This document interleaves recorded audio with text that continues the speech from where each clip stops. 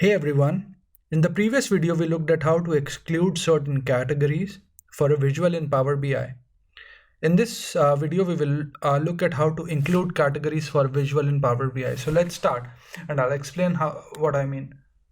I've got this file here with me and I will upload this to GitHub on my repository, and I'll leave a link to this in the video notes so you can download the file and play along with me.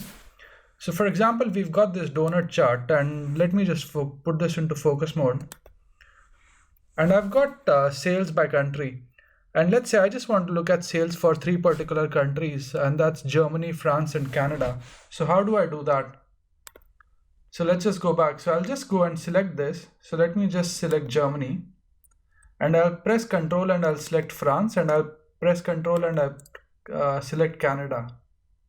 And these 3 get selected. So now I right click on here and click on include, and it automatically that visual, it just shows us data for Canada, France, and Germany. And you can see on the filters here that it's created this included filter, which I can sort of remove it by clicking here, and you can see it all of a sudden start showing everything to me. So this is how you can basically create or include only specific categories for a visual in Power BI. I hope you find this video useful, and thanks for watching this video.